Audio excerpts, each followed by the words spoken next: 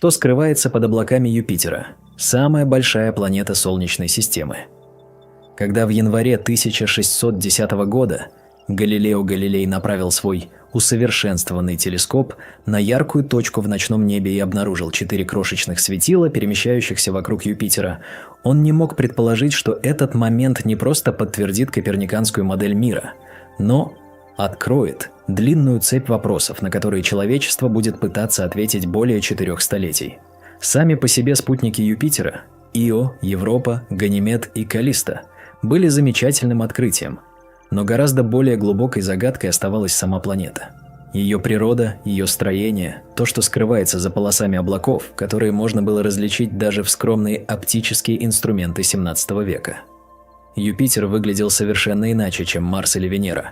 У него не было различимой твердой поверхности, он был огромен, и эта огромность порождала фундаментальный вопрос.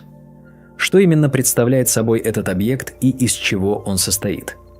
Ответ на этот вопрос потребовал не только развития телескопической техники, но и возникновения спектроскопии, квантовой механики, физики высоких давлений, планетологии как самостоятельной дисциплины и, наконец, отправки автоматических межпланетных станций на расстояние от 590 до 960 миллионов километров от Земли, в зависимости от взаимного расположения планет на их орбитах.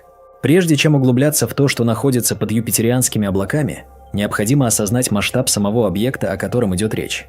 Потому что именно масштаб определяет почти все физические процессы, происходящие в недрах этой планеты. Юпитер обладает массой приблизительно 1,899 умножить на 10 в 27 степени килограммов, что составляет около 317,8 массы Земли и примерно 2,5 массы всех остальных планет Солнечной системы, вместе взятых. Его экваториальный радиус равен примерно 71 492 километрам, что более чем в 11 раз превышает радиус Земли. Если бы Юпитер был полым, внутри него поместилось бы более 1300 земных шаров. Однако при всей этой колоссальности его средняя плотность составляет лишь 1,326 грамма на кубический сантиметр. Лишь немного больше плотности воды и в 4 раза меньше средней плотности Земли, равной 5,51 грамма на кубический сантиметр. Это одно из первых указаний на то, что Юпитер состоит преимущественно из легких элементов – водорода и гелия, а не из силикатов и металлов, которые формируют основу земного типа планет. Само сравнение средних плотностей, ставшее возможным еще в XVIII-XIX веках благодаря вычислениям масс планет через орбитальную механику их спутников, уже тогда подсказывало ученым, что Юпитер – объект принципиально иной природы, чем каменистые планеты внутренней Солнечной системы. Понимание химического состава атмосферы Юпитера начало формироваться в 1930-х годах, когда Руперт Вилд на основе спектроскопических наблюдений идентифицировал полосы поглощения метана и аммиака в отраженном свете планеты. Это было значимым шагом, однако основной компонент – молекулярный водород – долгое время не удавалось обнаружить напрямую, поскольку симметричная молекула H2 не обладает постоянным дипольным моментом и крайне слабо проявляется в инфракрасных спектрах при умеренных условиях. Лишь в 1960-х годах с развитием инфракрасной спектроскопии удалось получить убедительные свидетельства доминирования водорода в атмосфере Юпитера. Сегодня мы знаем, что верхние слои юпитерианской атмосферы состоят примерно на 89,8% из молекулярного водорода и на 10,2% из гелия по числу молекул с небольшими примесями метана, аммиака, водяного пара, сероводорода, фосфина и ряда других соединений, содержание которых измеряется в частях на миллион. Этот состав удивительно близок к составу протосолнечной туманности, из которой сформировалась вся Солнечная система. И это сходство является одним из ключевых указаний на механизм формирования Юпитера. Существует две основных модели образования газовых гигантов. Первая – модель аккреции на ядро, предложенная в разных вариантах Мидзуно, Перри и Полаком, предполагает, что на начальном этапе в протопланетном диске сформировалось твердое ядро из льдов и силикатов массой порядка от 10 до 20 масс Земли, и когда это ядро достигло критической массы, оно начало стремительно захватывать окружающий газ – водород и гелий – из туманности, наращивая свою массу в геометрической прогрессии за относительно короткий по космическим меркам период, возможно, в несколько сотен тысяч лет. Вторая модель – гравитационная нестабильность диска, развитая в работах Алана Босса и других, предполагает, что газовый гигант мог сформироваться непосредственно из крупномасштабного гравитационного коллапса сгущения в протопланетном диске, подобно тому, как формируются звезды без предварительного этапа формирования твердого ядра. Каждая из этих моделей предсказывает разную внутреннюю структуру, и одна из задач современных миссий к Юпитеру – определить, какая из них ближе к реальности, или же правильный ответ лежит где-то между ними. Данные миссии Юнона, работающей на орбите Юпитера с 2016 года, принесли результаты, которые не вполне укладываются ни в одну из этих моделей в их классическом виде. Но об этом подробнее будет сказано позже. Прежде чем мы опустимся под облака, стоит подробнее разобраться в том, что представляют собой сами эти облака, потому что видимая атмосфера Юпитера – это не просто декоративная оболочка, а сложнейшая метеорологическая система, изучение которой само по себе является отдельной научной областью. Когда мы смотрим на Юпитер в телескоп или на снимки космических аппаратов, мы видим чередование светлых и темных полос, которые протянуты параллельно экватору. Светлые полосы называются зонами, темные – поясами. Зоны и пояса представляют собой области с различными температурными и динамическими характеристиками. Зоны – это области восходящих потоков, где аммиак конденсируется на больших высотах, образуя яркие белые облака. Пояса – области нисходящих потоков, где облака располагаются глубже и поверхность верхнего облачного слоя находится ниже, обнажая более теплые и темнее окрашенные слои. Между зонами и поясами дуют мощнейшие зональные ветры, скорости которых достигают 150 метров в секунду и более, то есть свыше 500 км в час. Эти ветры образуют устойчивые струйные течения, направление которых чередуется. На границе между зоной и поясом ветер может дуть на восток, а на следующей границе – на запад. Эта система зональных ветров демонстрирует замечательную стабильность. Основной рисунок полос и направления ветров, зафиксированный еще миссиями Voyager в 1979 году, по существу, не изменились к моменту наблюдений Кассини в 2000 году и Юноны в 2016. 2024 годах, хотя детали, ширина отдельных полос, их яркость, наличие или отсутствие мелких вихрей варьируются непрерывно. Самая известная деталь юпитерианской атмосферы – большое красное пятно, гигантский антициклонический вихрь, наблюдаемый как минимум с середины 17 века, хотя вопрос о том, является ли пятно, описанное Робертом Гуком в 1664 году, тем же самым вихрем, остается дискуссионным. Большое красное пятно представляет собой область высокого давления, вращающуюся против часовой стрелки с периодом примерно 6 земных суток. На протяжении последних 1,5 столетий наблюдения его размеры постепенно уменьшаются. Если в конце 19 века пятно было достаточно велико, чтобы вместить 3 Земли бок о бок, то к 2020 годам его продольный размер сократился примерно до 16 тысяч километров, что тем не менее по-прежнему делает его крупнейшим устойчивым вихрем в Солнечной системе. Причина красной окраски большого красного пятна до сих пор не установлена окончательно. Одна из наиболее обсуждаемых гипотез предполагает, что в верхних слоях вихря фотохимические реакции под действием ультрафиолетового излучения Солнца разрушают молекулы аммиака и ацетилена, производя сложные органические соединения, так называемые толины, которые и придают пятну характерный красновато-коричневый оттенок. Другая гипотеза связывает окраску с присутствием серосодержащих соединений, поднимаемых из глубоких слоев атмосферы. Данные инструмента JIROM на борту Юноны показали, что большое красное пятно простирается вглубь атмосферы на значительную глубину. По оценкам, основанным на гравиметрических данных, его корни уходят на от 300 до 500 километров ниже видимой облачной вершины, что делает его не просто поверхностным атмосферным явлением, а структурой, затрагивающей существенную часть верхней тропосферы. Вертикальная структура юпитерианской атмосферы в той части, которая доступна дистанционному зондированию и была непосредственно исследована атмосферным зондом миссии Галилео, может быть описана следующим образом. Верхний слой, экзосфера и термосфера, простирается выше примерно 320 километров над уровнем, соответствующим давлению в 1 бар.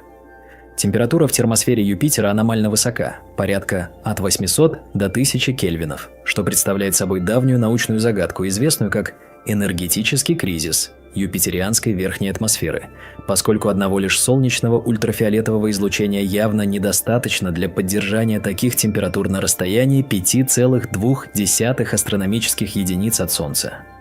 Среди обсуждаемых механизмов нагрева – диссипация акустических и гравитационных волн, генерируемых в нижних слоях атмосферы, а также джоулев нагрев токами, связанными с мощной магнитосферой планеты и взаимодействием с потоками заряженных частиц от вулканически активного спутника Ио. Ниже термосферы расположена стратосфера, где температура снижается с высотой, достигая минимума порядка 110 кельвинов на тропопаузе. Граница между стратосферой и тропосферой. Тропосфера Юпитера начинается от уровня давления примерно 0,1 бар и простирается вглубь, причем в отличие от Земли, где тропосфера имеет четко определенную нижнюю границу поверхность, у Юпитера такой границы нет. Атмосфера просто становится все плотнее и горячее с глубиной, без какого-либо перехода к твердой или жидкой поверхности в привычном понимании. Именно здесь начинается ключевой концептуальный сдвиг, необходимый для понимания того, что находится под облаками Юпитера. На Земле мы привыкли к четкому разграничению между атмосферой и поверхностью, между газом и конденсированной материей. У Юпитера такого разграничения не существует. По мере погружения вглубь планеты давление и температура монотонно растут, и газообразный водород постепенно переходит в состояние, которое все больше напоминает жидкость, но без прохождения через фазовый переход первого рода, то есть без четкой границы кипения, без скачка плотности, без поверхности раздела фаз. Это происходит потому, что при давлениях и температурах, существующих в недрах Юпитера, водород находится в сверхкритическом состоянии, выше критической точки на фазовой диаграмме, где различие между жидкостью и газом теряет физический смысл. Критическая точка молекулярного водорода расположена при температуре 33,2 Кельвина и давлении 1,3 мегапаскаля, около 13 атмосфер. И эти условия достигаются на очень небольшой глубине внутри Юпитера, буквально в нескольких десятках километров ниже условного уровня 1 бар. Таким образом, подавляющая часть юпитерианских недр представляет собой сверхкритический флюид, среду, которая обладает некоторыми свойствами жидкости, такими как высокая плотность и способность растворять вещества, но при этом не имеет четкой поверхности и заполняет весь доступный объем как газ. Зонд миссии «Галилео», вошедший в атмосферу Юпитера 7 декабря 1995 года, стал единственным рукотворным объектом, непосредственно погрузившимся в юпитерианскую атмосферу и передавшим данные изнутри. Зонд представлял собой компактный аппарат массой 339 килограммов, защищенный теплозащитным экраном, рассчитанным на торможение в атмосфере при входной скорости около 47,4 км в секунду, одной из самых высоких скоростей входа в атмосферу в истории космических полетов. При торможении зонд испытал перегрузку до 228 же и нагрев теплозащитного экрана до температур порядка 15 тысяч градусов Цельсия, горячая поверхности Солнца. После торможения зонд отделил теплозащитный экран и развернул парашют, начав медленный спуск через верхние слои атмосферы, непрерывно передавая данные на орбитальный аппарат «Галилео», который служил ретранслятором. Зонд функционировал в течение 57,6 минуты, успев опуститься примерно на 160 километров ниже уровня верхних облаков и достигнув давления около 23 бар и температуры порядка 425 кельвинов, примерно 152 градуса Цельсия, прежде чем связь была потеряна, предположительно, из-за перегрева и разрушения электроники и конструкции под действием нарастающих давления и температуры. Результаты, полученные зондом, оказались во многих отношениях неожиданными и до сих пор остаются предметом анализа и переосмысления. Одним из главных сюрпризов стало обнаружение значительно меньшего, чем ожидалось, количества воды в той области атмосферы, через которую прошел зонд. Модели предсказывали, что ниже уровня конденсации водяных облаков, примерно на глубине от 5 до 10 бар, содержание воды должно выйти на уровень, соответствующий солнечным пропорциям кислорода к водороду или даже превышающий их. Однако зонд зафиксировал содержание воды существенно ниже солнечного даже на глубине 20 бар. Объяснение, принятое большинством исследователей, связано с тем, что зонд вошел в атмосферу в так называемой горячей точке, области, которая на снимках Галилео и Кассини выглядит как яркое пятно на длине волны 5 микрометров, что указывает на просвет в облачном покрове, сквозь который излучение поступает из более глубоких и горячих слоев. Горячие точки представляют собой области мощного нисходящего движения воздуха, аналогичные по своей динамике субтропическим зонам высокого давления на Земле, где нисходящие потоки подавляют конвекцию и облакообразование. В таких условиях воздух, опускаясь, теряет конденсат, и состав атмосферы оказывается обедненным по отношению к воде и другим конденсируемым веществам. Таким образом, результат измерения зонда Галилео оказался нерепрезентативным для планеты в целом. Он отражал локальные условия, которые по злой иронии существенно отличались от средних. Именно этот вопрос – сколько воды содержит Юпитер – является одним из центральных для понимания формирования планеты и, шире, для понимания формирования всей Солнечной системы.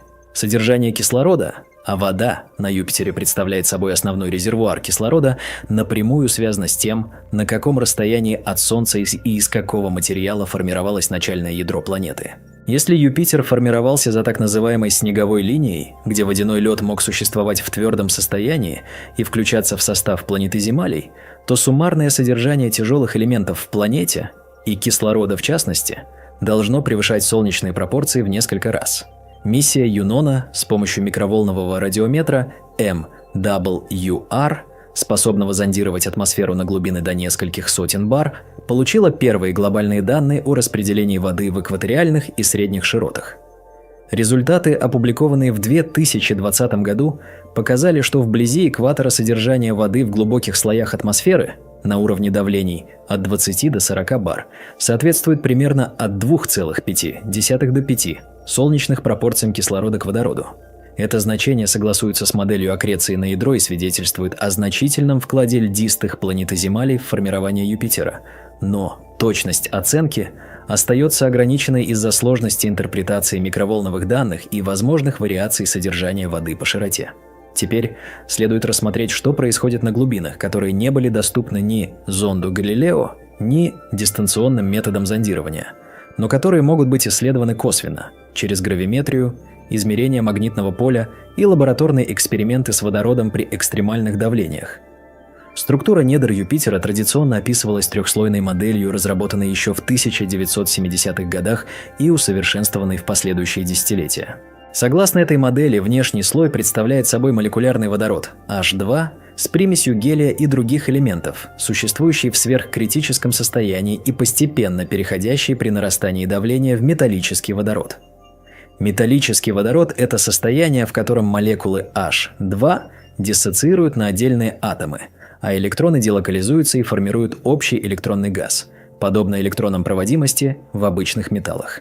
Этот переход ожидается при давлениях порядка от 1 до 2 мегабар, от 100 до 200 гигапаскалей, и температурах порядка от 5000 до 10 тысяч кельвинов, что соответствует глубине примерно от 7000 до 15 тысяч километров от верхней границы облаков, в зависимости от принятой модели.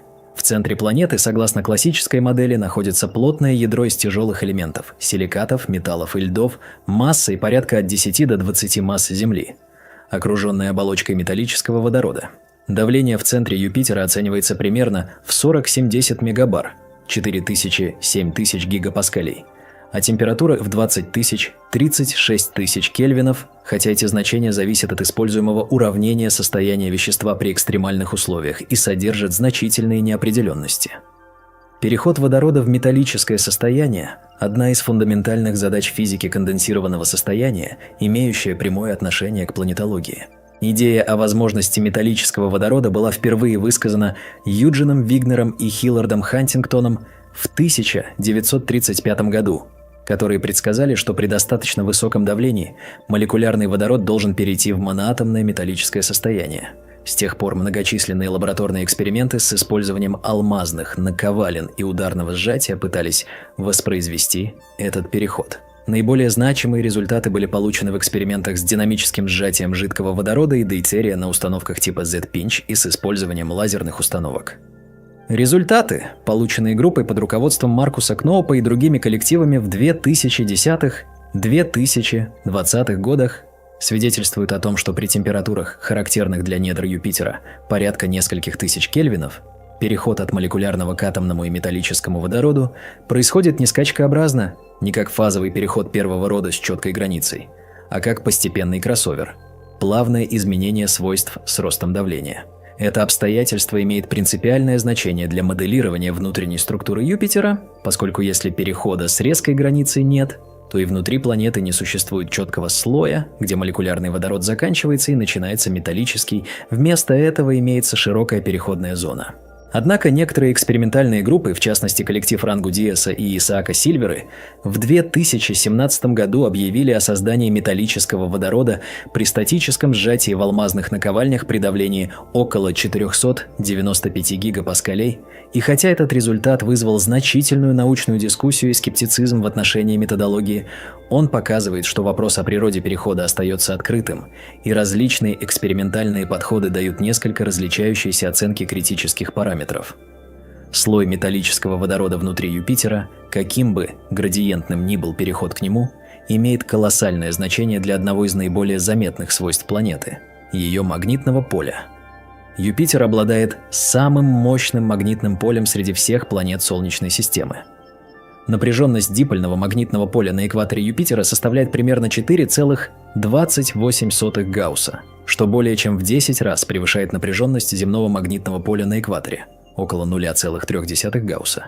И, с учетом того, что дипольный момент масштабируется как куб радиуса, означает, что общий магнитный дипольный момент Юпитера примерно в 20 тысяч раз больше земного. Магнитосфера Юпитера – область космического пространства, где его магнитное поле доминирует над солнечным ветром, простирается на расстоянии от 63 до 87 юпитерианских радиусов в направлении Солнца, то есть от 4,5 до 6,2 миллиона километров, и образует хвост, протянувшийся на сотни миллионов километров в антисолнечном направлении, достигая по некоторым оценкам орбиты Сатурна.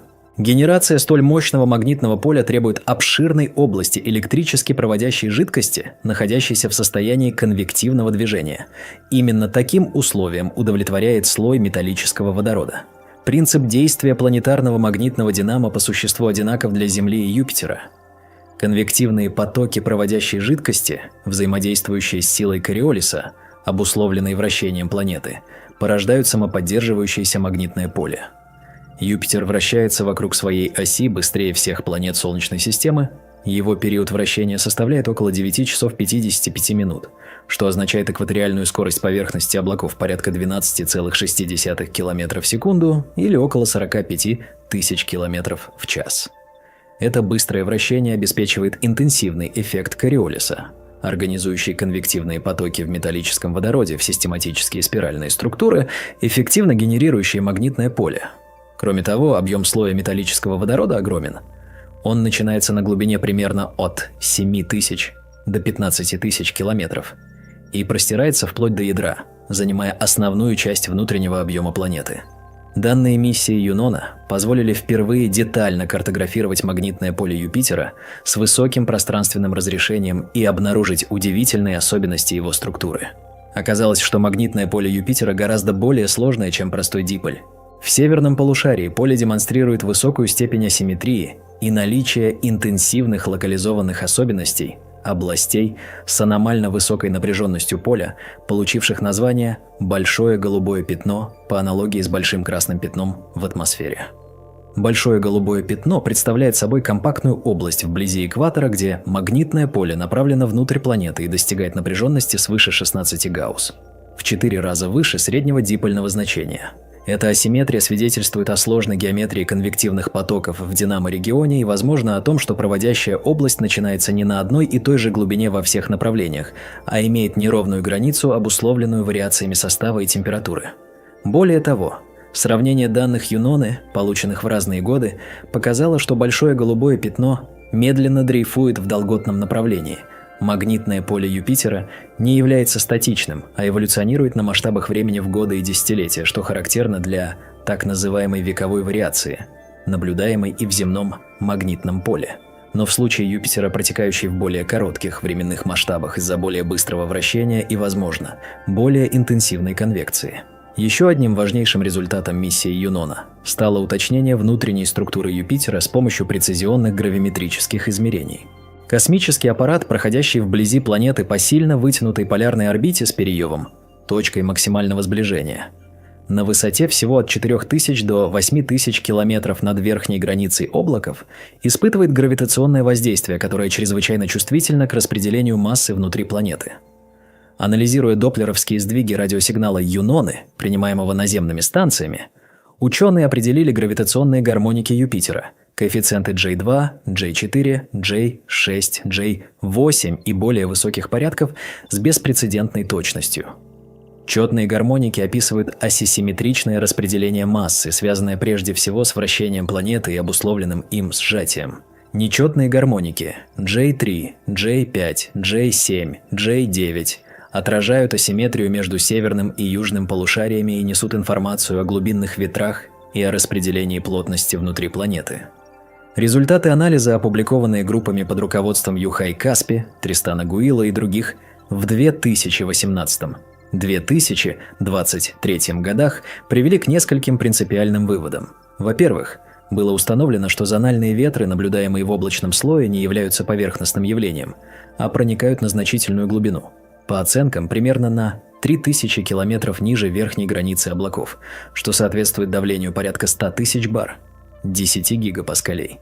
Это означает, что атмосферная циркуляция Юпитера затрагивает приблизительно 1% массы планеты, что при юпитерианских масштабах составляет примерно 3 массы Земли.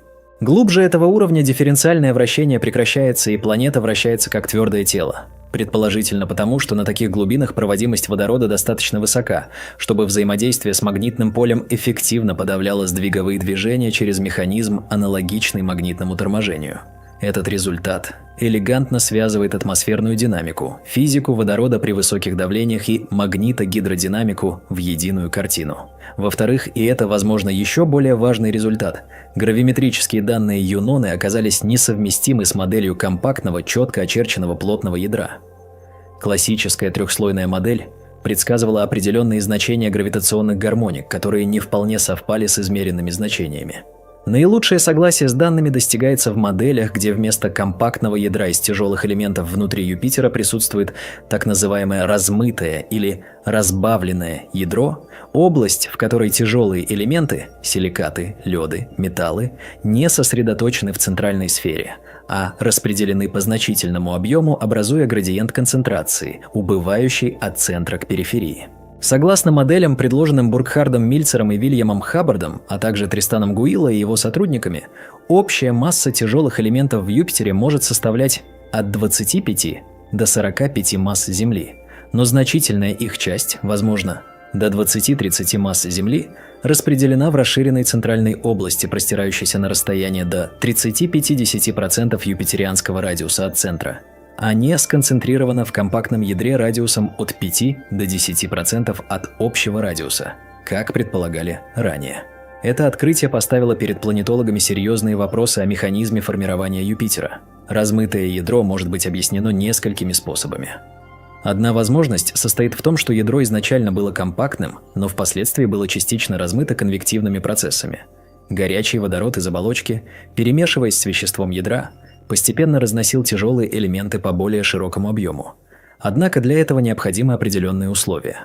Температурный и композиционный градиенты в области ядра должны допускать конвекцию, способную преодолеть стабилизирующий эффект высокой плотности тяжелых элементов. Другая возможность, рассмотренная в работах Шуанхоу Лю и коллег в 2019 году, состоит в том, что размытое ядро могло возникнуть в результате гигантского столкновения лобового импакта массивного тела, порядка 10 масс Земли, с молодым Юпитером на ранних этапах формирования Солнечной системы. Такое столкновение могло полностью или частично разрушить первоначальное компактное ядро, перемешав его вещество с окружающим водородным конвертом. Численные моделирования показали, что подобный сценарий действительно может воспроизвести распределение тяжелых элементов, согласующееся с гравиметрическими данными Юноны.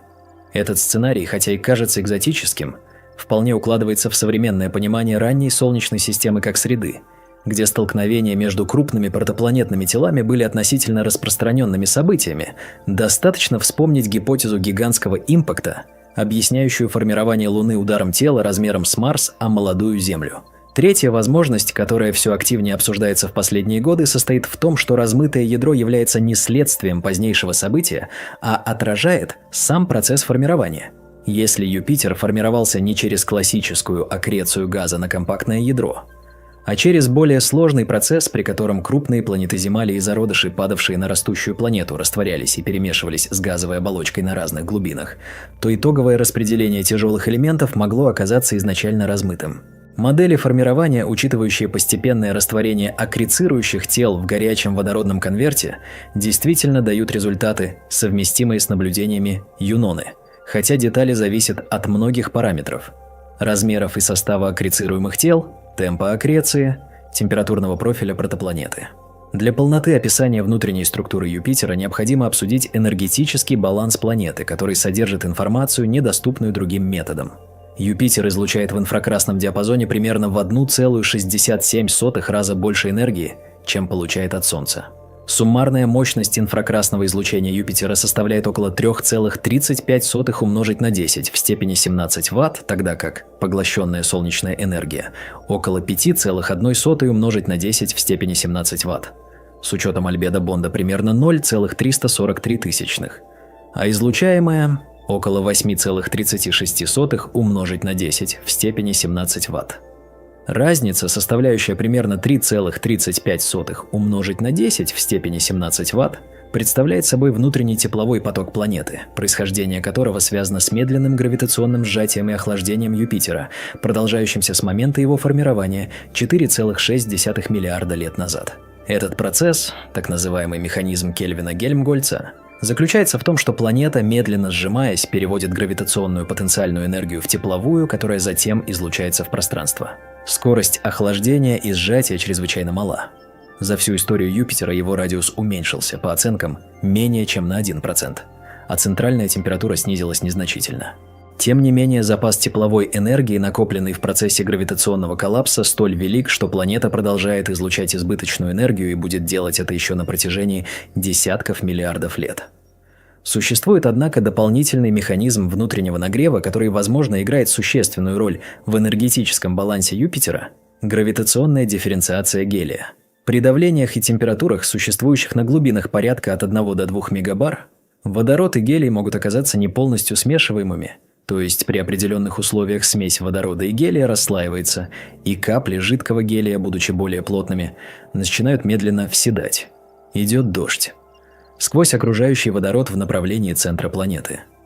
Этот процесс, впервые предложенный Стивенсоном и Салпитером в 1977 году, высвобождает гравитационную энергию при опускании гелия, конвертируя ее в тепло, что может обеспечивать дополнительный вклад во внутренний тепловой поток. Косвенным свидетельством в пользу этого механизма является тот факт, что содержание гелия в верхней атмосфере Юпитера, измеренное зондом Галилео, массовая доля примерно 0,234, несколько ниже солнечного значения, около 0,275, что может быть объяснено опусканием части гелия из внешних областей в глубокие слои. Впрочем, этот вопрос остается дискуссионным, поскольку разброс измеренных и модельных значений не позволяет однозначно количественно оценить вклад гелиевого дождя. Стоит отметить, что гелиевый дождь с большей уверенностью считается значимым процессом для Сатурна, где несоответствие между наблюдаемой светимостью и предсказаниями моделей охлаждения Кельвина-Гельмгольца существенно больше, чем для Юпитера, и где содержание гелия в атмосфере заметно снижено по сравнению с солнечным значением. Сатурн, будучи менее массивным и более холодным, достиг условий расслоения водородно-гелиевой смеси раньше и в большей степени, что объясняет его более яркую инфракрасную светимость через дополнительный гравитационный источник энергии. Для Юпитера гелиевый дождь, вероятно, также имеет место, но его вклад в энергетический баланс, по-видимому, менее значителен.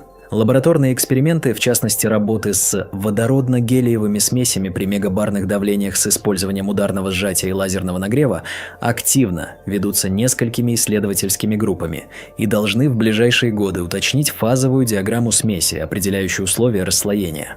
Тепловая конвекция в недрах Юпитера – это процесс, определяющий как эволюцию планеты, так и ее текущую динамику. Конвекция переносит тепло из глубоких горячих слоев к облачной вершине, поддерживая близкий к адиабатическому температурный профиль на протяжении значительной части объема планеты. Адиабатический профиль означает, что температура падает с высотой или растет с глубиной точно с такой скоростью, которая соответствует расширению или сжатию поднимающихся или опускающихся элементов газа без обмена теплом с окружением. Отклонение от адиабатического профиля содержит важную информацию о внутренней структуре. Если где-то внутри планеты существует стабильный слой, препятствующий конвекции, например, из-за градиента состава, то температурный профиль в этой области будет суперадиабатическим, и тепло будет переноситься не конвекцией, а кондуктивно, или через двойную диффузию. Данные юноны о размытом ядре как раз предполагают существование такого стабильного слоя. Если тяжелые элементы распределены с убывающей к поверхности концентрацией, то этот градиент состава может стабилизировать среду против конвекции, даже если температурный градиент сам по себе способствовал бы ей. Результирующий режим – двойная диффузивная конвекция или слоистая конвекция – layered convection – отличается от простой конвекции тем, что перемешивание происходит в дискретных слоях, между которыми существуют диффузионные интерфейсы, а общий теплоперенос оказывается менее эффективным. Это имеет следствие для скорости охлаждения планеты и, соответственно, для ее теплового возраста. Расчеты показывают, что модели с размытым ядром и подавленной конвекцией могут согласовать наблюдаемый тепловой поток и светимость Юпитера с возрастом Солнечной системы без необходимости привлекать значительный вклад гелиевого дождя. Одним из неожиданных и визуально впечатляющих открытий Юноны стало обнаружение правильных полигональных структур из циклонов вблизи полюсов Юпитера. Северный полюс окружен кольцом из 8 циклонов, расположенных вокруг центрального полярного циклона в форме правильного восьмиугольника – октагона, а южный – кольцом из 5 циклонов, образующих пентагон. Каждый из этих циклонов имеет диаметр от 4000 до 7000 километров, сопоставимый с размером крупного земного урагана, и скорость ветра у их краев достигает от 90 до 100 метров в секунду. Эти полярные циклонические кластеры оказались удивительно стабильными.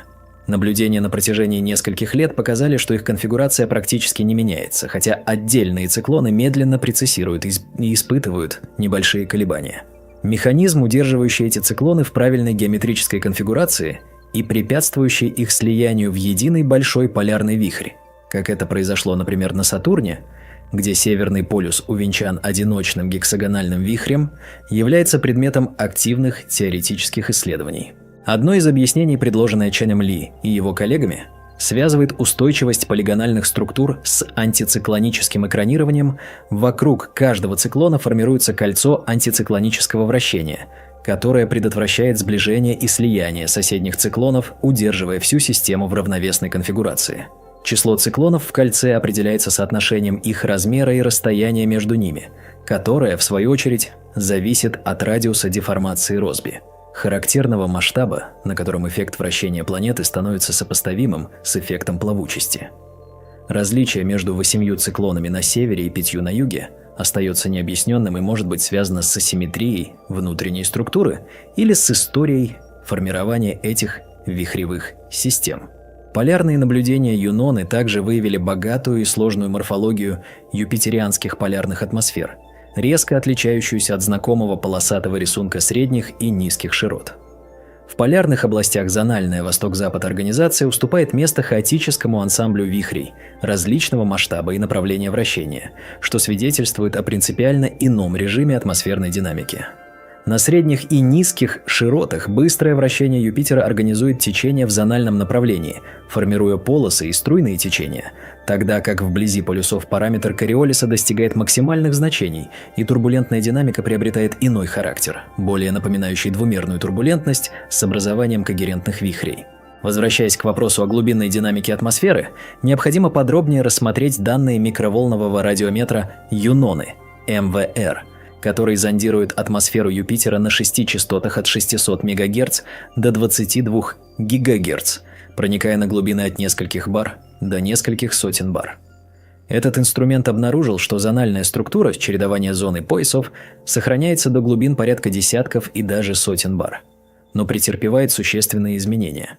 На некоторых глубинах яркостная температура зон и поясов инвертируется, то, что было светлым, холодным наверху, становится темным-теплым внизу, и наоборот. Это указывает на сложную трехмерную структуру конвективных ячеек, в которой восходящие и нисходящие потоки организованы нетривиальным образом. Кроме того, МВР обнаружил аммиачную аномалию. Содержание аммиака в тропосфере Юпитера оказалось сильно переменным по широте и глубине, с глобальным обеднением в средних широтах на глубинах от 2 до 40 бар и обогащением вблизи экватора. Одно из объяснений этого явления связано с существованием так называемых аммиачных грибовидных облаков – mushballs, Крупных градин, состоящих из смеси водного и аммиачного льда, которые формируются в грозовых облаках Юпитера и, выпадая на большие глубины, перераспределяют аммиак из средних широт в экваториальную зону.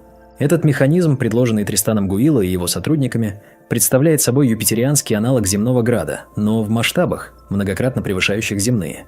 Моделирование показывает, что эти мушбаллы могут достигать размеров порядка десятков сантиметров и выпадать на глубины до 20-30 бар, прежде чем полностью испариться. Грозовая активность Юпитера сама по себе является темой, заслуживающей подробного рассмотрения. Молнии на Юпитере были впервые обнаружены аппаратом Voyager 1 в 1979 году, как в виде оптических вспышек на ночной стороне планеты, так и в виде радиоимпульсов на низких частотах, так называемые свистящие атмосферные молнии. Whistlers. Последующие наблюдения Галилео, Кассини, New Horizons и Юноны подтвердили широкое распространение грозовой активности и позволили оценить ее характеристики. Юпитерианские молнии генерируются, по всей видимости, в водных облаках, расположенных на глубине примерно от 5 до 7 бар, где температура составляет около 270 до 300 кельвинов. Условия, при которых вода может существовать одновременно в жидкой и твердой фазах, обеспечивая электризацию облачных частиц через тот же механизм столкновения ледяных кристаллов и капель, который работает в земных кучево-дождевых облаках. Однако юпитерианские молнии в среднем в несколько раз мощнее земных. Типичная энергия одной вспышки оценивается от 10 в 9 до 10 в 13 джоулей, хотя самые мощные земные молнии также могут достигать подобных энергий, так что различие скорее в распределении, чем в максимальных значениях. Замечательным открытием Юноны стало обнаружение высокочастотных радиоимпульсов от юпитерианских молний на частотах до 600 МГц и выше, что позволило впервые показать, что юпитерианские молнии генерируют радиоизлучение в широком диапазоне частот, аналогично земным. Прежние миссии обнаруживали только низкочастотные, килогерцовые, импульсы, что создавало впечатление принципиального различия между молниями на Юпитере и Земле. Юнона показала, что различие было артефактом наблюдательной геометрии и диапазона приемников. Кроме того, Юнона обнаружила молнии в приполярных областях Юпитера. И что особенно удивительно, так называемые неглубокие молнии, shallow lightning, электрические разряды в облаках, расположенных значительно выше уровня водных облаков, на глубинах порядка от 1 до 2 бар, где температура составляет около от 190 до 210 кельвинов. При таких температурах чистая вода не может существовать в жидкой фазе, однако смесь воды и аммиака имеет значительно более низкую температуру плавления, подобно тому, как соль снижает температуру плавления льда на Земле. Аммиачно-водные капли могут существовать при температурах вплоть до 170-180 кельвинов, и их столкновение с ледяными кристаллами чистого водного льда могут обеспечивать электризацию, необходимую для генерации молний. Это явление не имеет аналогов на Земле и связано с уникальным составом юпитерианской атмосферы, содержащей значительное количество аммиака. Обсуждение атмосферы Юпитера было бы неполным без рассмотрения химии и фотохимии верхних слоев, которая определяет цветовую палитру видимых облаков. Основные облачные слои Юпитера, предсказанные термохимическими моделями и частично подтвержденные наблюдениями, состоят из 3 ярусов. Верхний слой – облака из кристаллов аммиачного льда, NH3, на уровне давления примерно от 0,5 до 1,0 бар.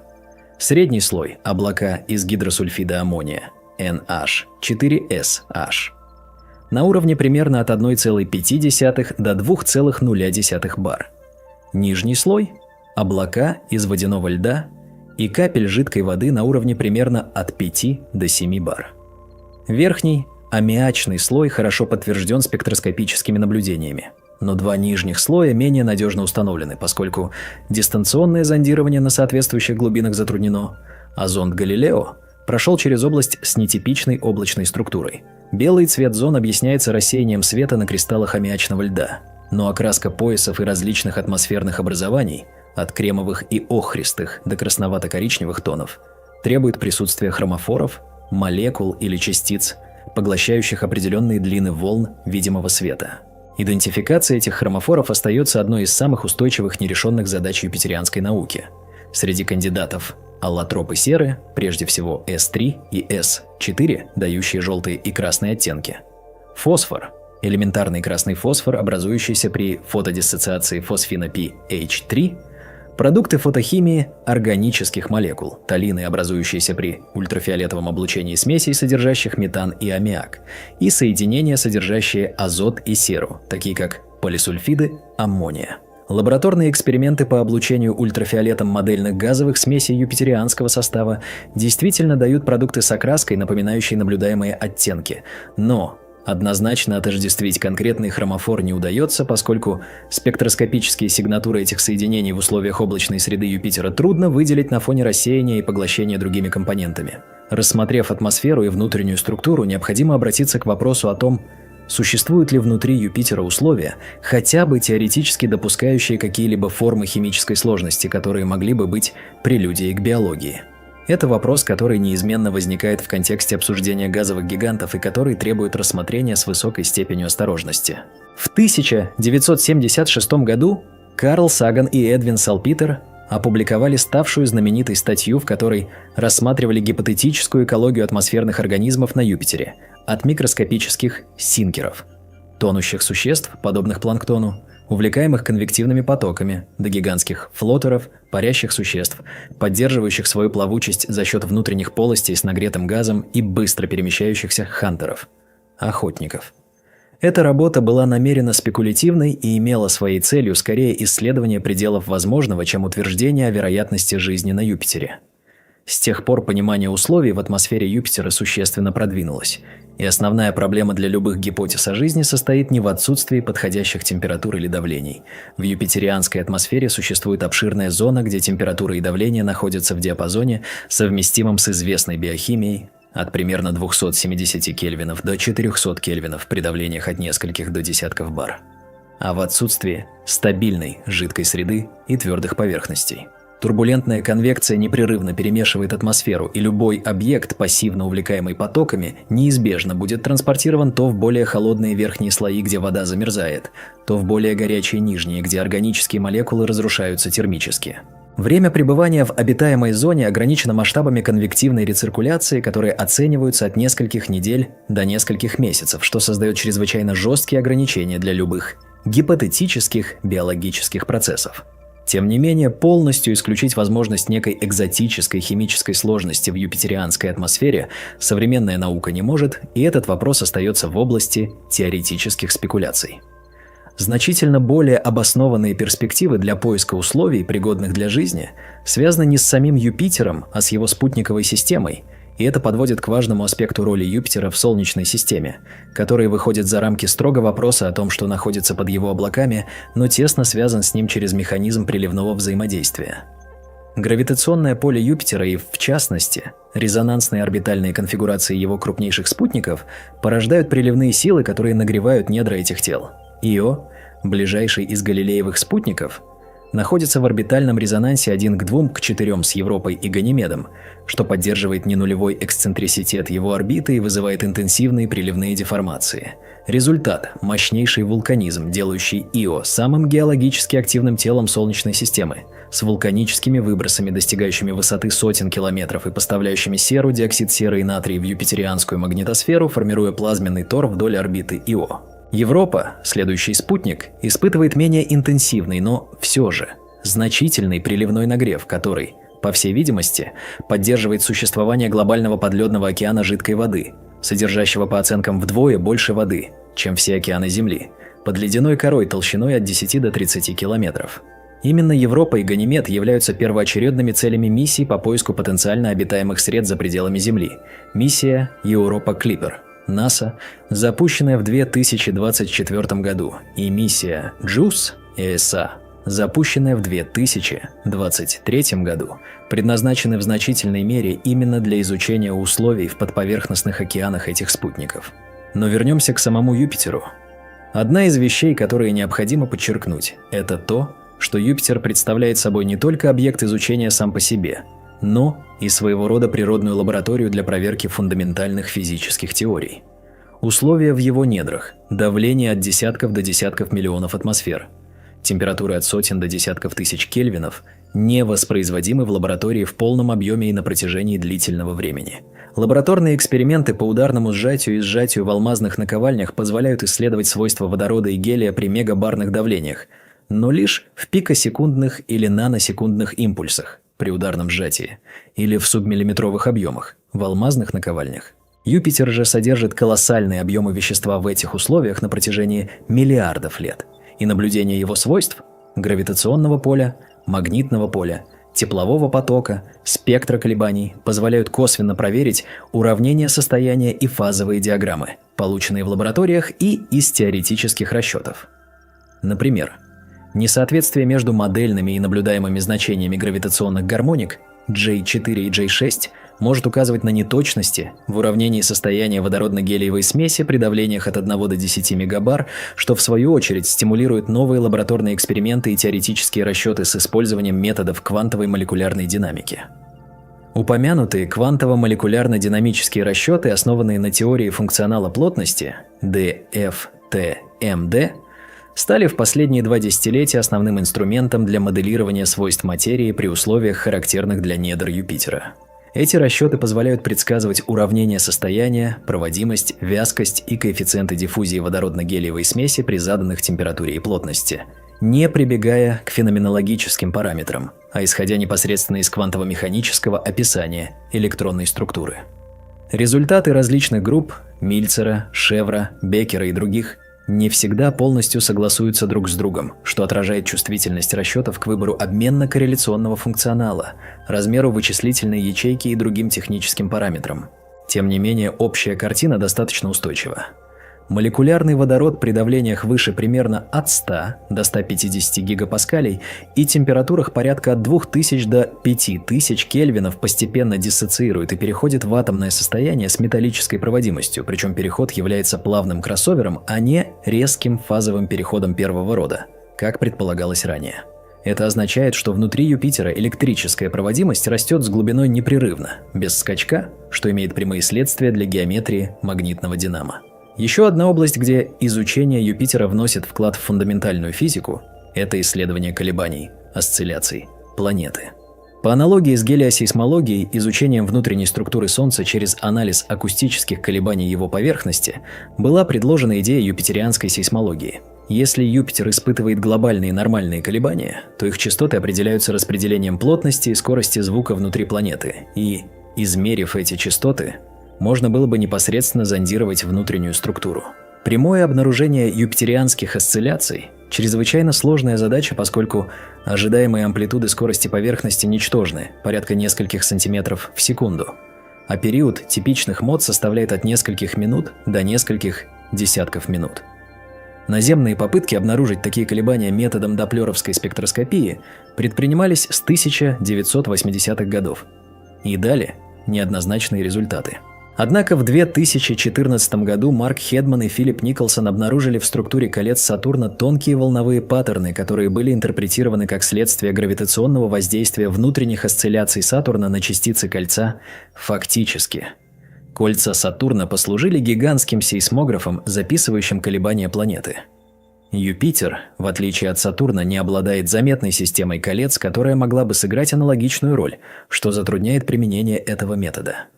Тем не менее, гравиметрические данные Юноны в принципе содержат информацию о временных вариациях гравитационного поля, которые могут быть связаны с внутренними колебаниями, и анализ этих данных продолжается. Рассмотрим теперь еще один аспект юпитерианской системы, непосредственно связанный с тем, что происходит внутри планеты – кольца Юпитера и их связь с магнитосферой и радиационными поясами.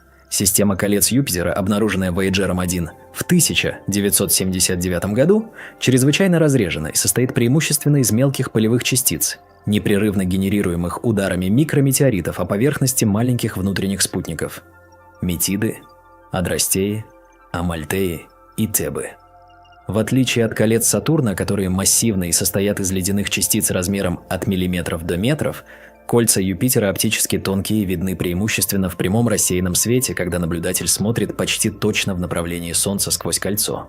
Частицы колец постепенно спиралируют к планете под действием торможения в экзосфере и электромагнитного взаимодействия с магнитосферой, и система колец является динамически неравновесной. Она существует лишь потому, что потери частиц компенсируются новым поступлением.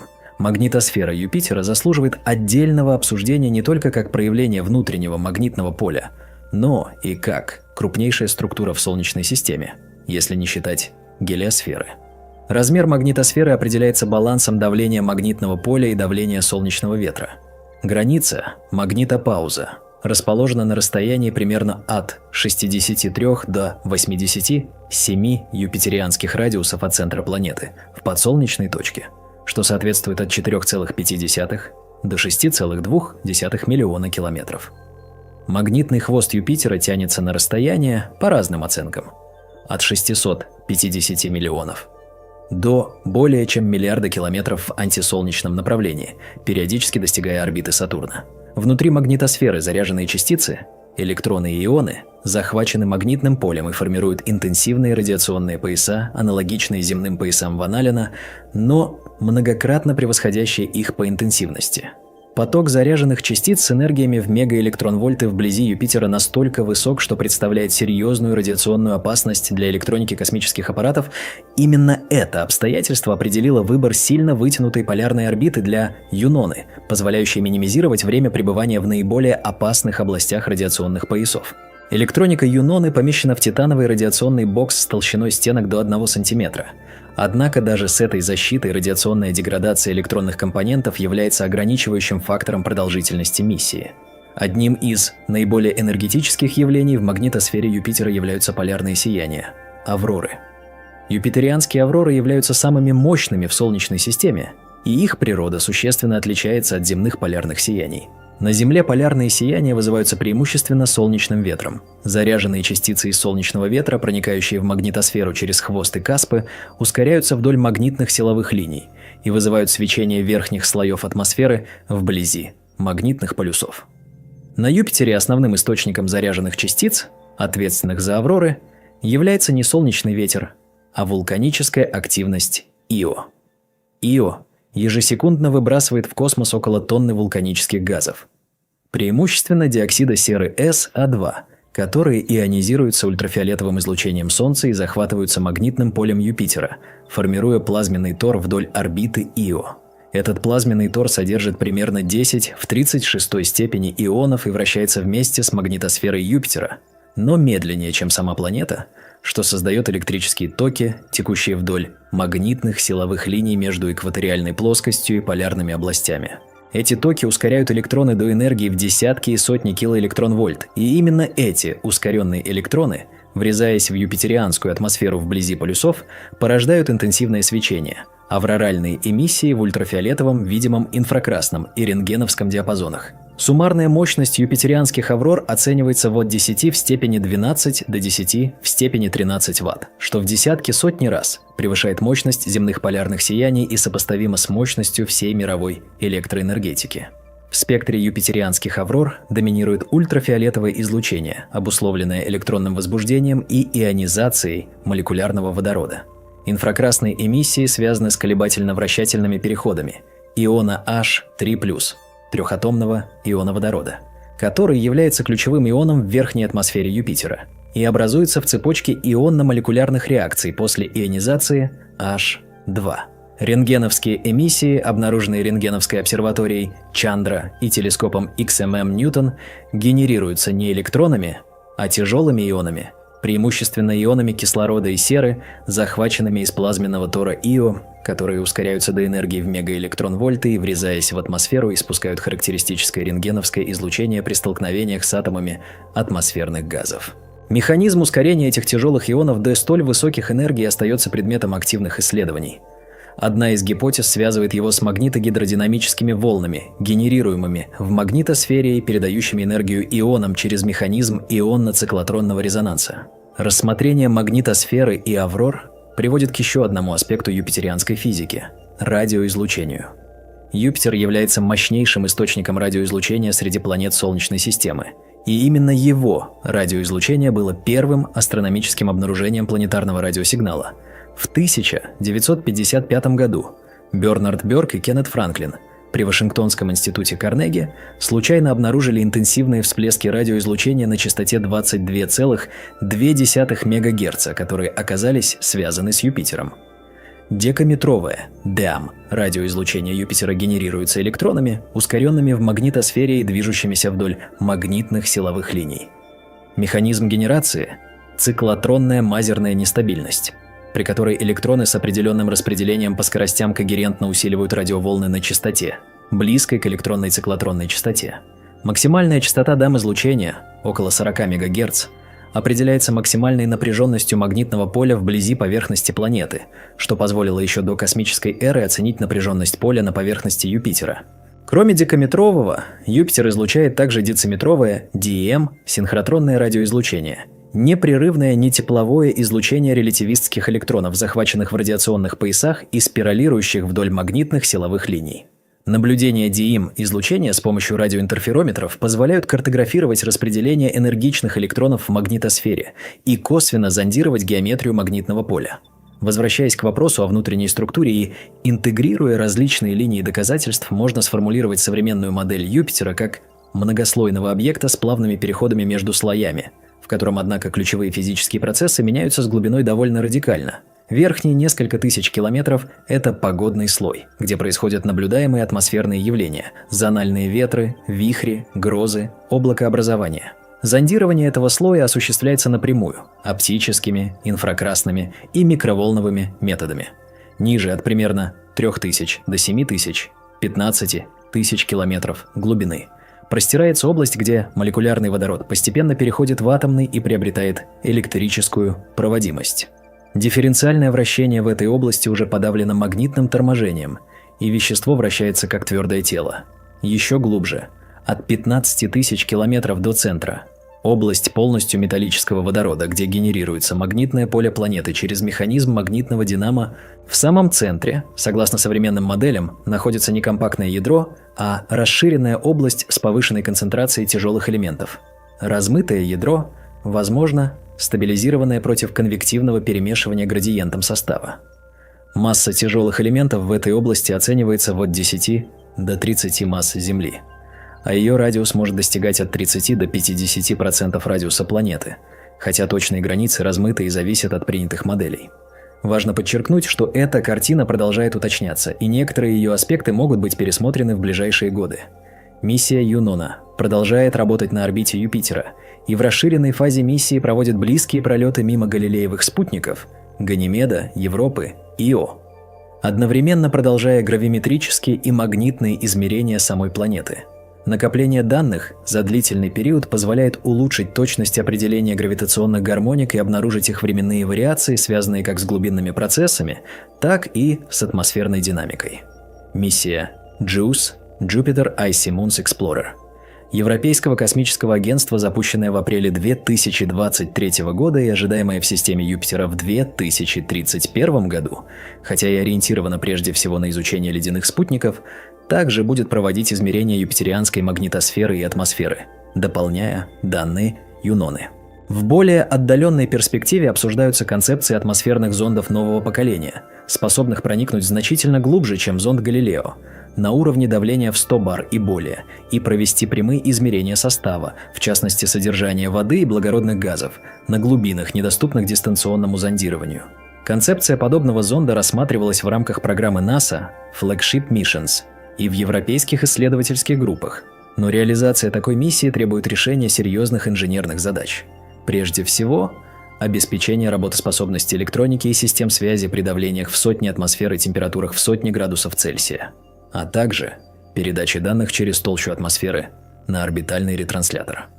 Один из вопросов, который часто обсуждается в контексте Юпитера, вопрос о том, мог ли он стать звездой, если бы был несколько массивнее. Ответ на этот вопрос содержит важные количественные аспекты. Минимальная масса, необходимая для устойчивого термоядерного горения водорода в ядре, то есть для того, чтобы объект стал звездой главной последовательности, составляет примерно от 0,75 до 0,80 солнечных масс, или около от 75 до 80 масс Юпитера. Таким образом, Юпитеру не хватает примерно от 74 до 79 собственных масс, чтобы стать звездой. Он не почти звезда, как иногда ошибочно утверждается в популярных текстах, а скорее объект, масса которого составляет лишь около 1,75 минимальной звездной массы. Тем не менее, Юпитер занимает промежуточное положение на шкале масс между обычными планетами и так называемыми коричневыми карликами, субзвездными объектами с массами от примерно 13 до 75 масс Юпитера, которые способны к термоядерному горению дейтерия, но не водорода. Юпитер не достигает и нижней границы диапазона коричневых карликов, так что он является в полной мере планетой. Однако его изучение имеет прямое отношение к пониманию коричневых карликов и экзопланет, газовых гигантов у других звезд, поскольку Юпитер является ближайшим и наиболее детально изученным объектом этого класса. Характеристики атмосфер горячих Юпитеров, экзопланет, обращающихся вблизи своих звезд, интерпретируются с использованием моделей, откалиброванных на данных о нашем Юпитере, и понимание физики юпитерианских недр критически важно для моделирования внутренней структуры экзопланет, масса и радиус которых известны из транзитных и доплеровских измерений. Стоит также упомянуть роль Юпитера в динамике Солнечной системы в целом. Его гравитационное влияние является доминирующим среди планет и сыграло ключевую роль в формировании архитектуры Солнечной системы. Модель Ниццы, разработанная в 2005 году Тсиганисом, Гомесом, Морбиделли и Левисоном, предполагает, что в ранней Солнечной системе Юпитер и Сатурн мигрировали, и при пересечении их орбитального резонанса 2:1 произошла дестабилизация орбит Урана и Нептуна, что привело к рассеиванию остаточного диска планеты Земалей, позднюю тяжелую бомбардировку внутренних планет и формирование современной архитектуры Солнечной системы. Более поздняя модификация, модель Гранд-Так, предполагает, что Юпитер сначала мигрировал к Солнцу до расстояния примерно 1,5 астрономических единиц, а затем, захваченный орбитальным резонансом со Сатурном, мигрировал обратно, очистив и перераспределив материал в области, где впоследствии сформировались Марс и пояс астероидов. Эти модели объясняют ряд наблюдаемых особенностей Солнечной системы, малую массу Марса, структуру пояса астероидов, высокие наклонения орбит объектов пояса Койпера, и в них Юпитер выступает как главный архитектор системы, определивший распределение массы и орбитальные параметры других планет. Существует также гипотеза о том, что Юпитер выполняет роль космического щита, защищая внутреннюю Солнечную систему от столкновений с кометами и астероидами, гравитационно захватывая или отклоняя потенциально опасные тела. Эта идея была популяризирована после падения кометы Шумейкеров-Леви 9 на Юпитер в июле 1994 года, событие, ставшее первым в истории наблюдаемым столкновением двух тел Солнечной системы и давшее огромное количество данных о структуре юпитерианской атмосферы и динамике импактных процессов. Серия из 21 фрагмента кометы, врезавшихся в атмосферу Юпитера в течение 6 дней, создала грандиозные ударные следы размером с Землю, сохранявшиеся в атмосфере на протяжении нескольких месяцев. Однако детальное численное моделирование показало, что роль Юпитера как щита более сложна, чем казалось первоначально. Хотя он действительно захватывает некоторые кометы на Юпитере центрические орбиты, как в случае кометы Шумейкеров-Леви, 9, которая была захвачена за несколько десятилетий до столкновения, и отклоняет некоторые тела от траекторий, угрожающих Земле. Он также может перенаправлять другие тела из внешней Солнечной системы на орбиты, проходящие через внутреннюю Солнечную систему, то есть его суммарный эффект представляет собой баланс защиты и угрозы, и количественные оценки этого баланса зависят от моделей и начальных условий. Завершая обзор того, что известно и что остается неизвестным о том, что скрывается под облаками Юпитера, необходимо подчеркнуть несколько ключевых моментов. Во-первых, Юпитер – это объект, у которого нет поверхности в привычном смысле слова. Газ, жидкость и, возможно, плазмоподобные состояния сменяют друг друга плавно с ростом давления, без четких границ. Под тем, что скрывается под облаками, следует понимать не некое конкретное образование, обнаруживаемое при погружении, а непрерывную последовательность физических состояний, каждая из которых определяется давлением, температурой и составом на данной глубине. Во-вторых, наше понимание этих состояний основано на сочетании косвенных методов – гравиметрии, магнитометрии, радиометрии и лабораторных экспериментов с веществом при экстремальных условиях, и каждый из этих методов вносит свои неопределенности. Современные модели внутренней структуры согласуются с данными Юноны в общих чертах, но расходятся в деталях, в частности, в оценках массы и распределения тяжелых элементов, в характере перехода к металлическому водороду, в глубине проникновения зональных ветров. В-третьих, некоторые из наиболее фундаментальных вопросов – сколько воды содержит Юпитер в целом, какова точная природа хромофоров, окрашивающих облака, как именно генерируется и поддерживается магнитное поле, что привело к формированию размытого ядра, остаются открытыми и будут требовать как новых космических миссий, так и прогресса в лабораторной физике высоких давлений и в вычислительных методах. Юпитер, будучи самой массивной планетой нашей системы, несет в себе информацию о ранних этапах формирования Солнечной системы, сохраненную в его составе и структуре. Соотношение водорода, гелия и тяжелых элементов, изотопные пропорции, содержание благородных газов – все это является химическим отпечатком условий, существовавших в протопланетном диске 4,6 миллиарда лет назад, и материалов, из которых планета была построена. Измерения зонда Галилео показали, что содержание аргона, криптона и ксенона в атмосфере Юпитера примерно в 2-3 раза превышает солнечные пропорции, что свидетельствует о захвате этих газов в составе ледяных планетиземалей при очень низких температурах, ниже 30 кельвинов для захвата аргона в кристаллическую решетку водяного льда, так называемые клотратные гидраты. Это, в свою очередь, накладывает ограничения на температуру в зоне формирования планетоземалей, аккрецированных Юпитером, и указывает на то, что часть строительного материала могла прибыть из холодных внешних областей Солнечной системы. Единственным благородным газом, содержание которого зонд Галилео не смог надежно измерить, остается неон. Его обилие оказалось значительно ниже солнечного, что может быть объяснено растворением неона в каплях гелия при расслоении водородно-гелиевой смеси. Неон, будучи сходным с гелием по свойствам, предпочтительно растворяется в гелиевой фазе и вместе с ней опускается в глубокие слои, истощаясь в верхней атмосфере. Наконец, стоит сказать несколько слов о перспективах. Помимо уже упомянутых миссий Юнона, JUICE и Europa Clipper, в долгосрочных планах крупнейших космических агентств обсуждаются концепции орбитальных аппаратов следующего поколения, оснащенных более чувствительными инструментами для зондирования глубоких слоев атмосферы, а также глубоководных зондов для исследования подледных океанов Европы и Ганимеда. Для самого Юпитера наиболее информативной миссией была бы отправка атмосферного зонда, способного проникнуть до уровней от 100 до 200 бар и провести прямые измерения содержания воды, аммиака, благородных газов и их изотопных отношений в хорошо перемешанной области атмосферы, ниже уровня, где конденсация и метеорологические процессы искажают глобальный состав. Такой зонд позволил бы окончательно решить вопрос о содержании кислорода в Юпитере и, следовательно, о способе его формирования. Однако, реализация подобной миссии представляет значительные технические вызовы и вряд ли состоится ранее от 2040-х до 2050-х годов.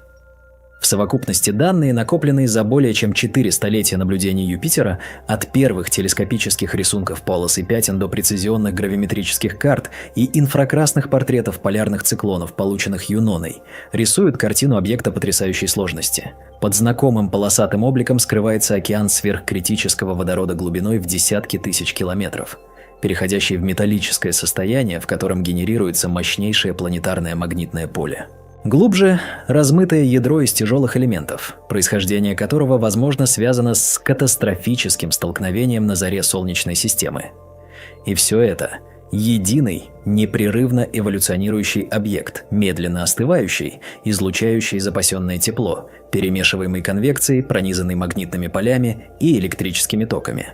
Понимание Юпитера продолжает развиваться, и каждый новый виток этого понимания раскрывает не только новые детали строения крупнейшей планеты, но и новые аспекты фундаментальной физики материи при экстремальных условиях, природу планетообразования и место нашей Солнечной системы в многообразии планетных систем галактики.